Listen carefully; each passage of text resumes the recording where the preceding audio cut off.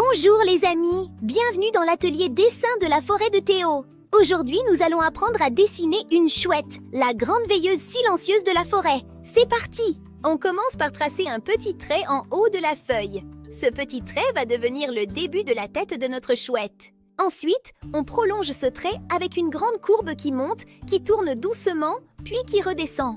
Cela forme le haut de la tête, un peu comme un grand arc. On descend ensuite le trait sur le côté droit. La tête commence à prendre forme. Maintenant, au milieu du haut de la tête, on trace un petit trait vertical. Ce trait va nous aider à placer le visage de la chouette bien au centre. On dessine ensuite le joli visage en forme de cœur. On commence par une grande courbe arrondie d'un côté, puis une autre courbe arrondie de l'autre côté.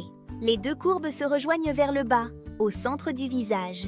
Au milieu du visage, on dessine maintenant le bec. On fait une petite forme pointue qui descend, comme un petit diamant très fin. Puis on ajoute deux petits traits de chaque côté pour donner du relief au bec.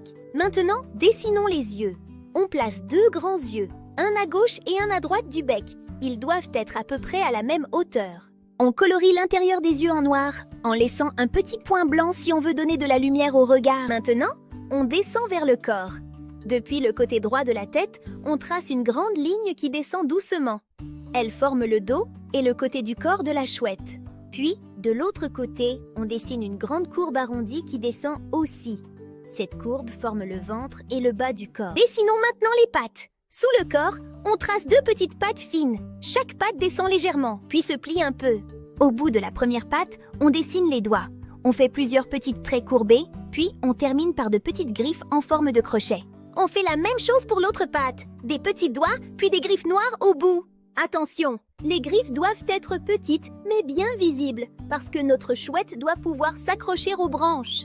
Dessinons maintenant la grande aile. Sur le côté gauche du corps, on trace une grande courbe qui part de l'épaule et descend vers le bas. Puis, on remonte doucement vers l'intérieur du corps. Cette grande forme représente l'aile de la chouette. En bas de l'aile, on ajoute plusieurs grandes plumes. Ce sont des formes longues et fines, comme des feuilles qui descendent les unes à côté des autres. Maintenant, on dessine les plumes de l'arrière. Sur le côté gauche du corps, on trace une grande forme allongée qui part vers le bas. Elle ressemble à une longue feuille pointue. C'est une première plume de la queue. Puis on ajoute une deuxième plume à côté, puis une autre encore. Les plumes se superposent légèrement. On peut faire quelques petits angles sur le bord pour donner un aspect plus naturel. Maintenant, on ajoute les détails du plumage. Sur le ventre de la chouette, on dessine plein de petits traits. Ils peuvent ressembler à de petites virgules ou à de petites gouttes. On les place doucement, sans trop appuyer. Ces petits traits donnent l'impression que la chouette a un plumage tout doux. Passons maintenant aux détails de l'aile. En haut de l'aile, près de l'épaule, on dessine une zone arrondie. À l'intérieur, on ajoute des petites vagues, comme des écailles. On continue avec plusieurs rangées de petites vagues. Elles suivent la forme de l'aile. Puis, vers le bas de l'aile, on trace des lignes plus longues pour séparer les grandes plumes. Chaque plume peut avoir un trait au milieu pour lui donner plus de forme.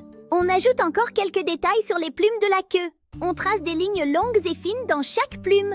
Et voilà, notre chouette est terminée. Bravo pour être arrivé jusqu'au bout de ce dessin. Souvenez-vous, ce n'est pas grave si votre chouette n'est pas exactement pareille.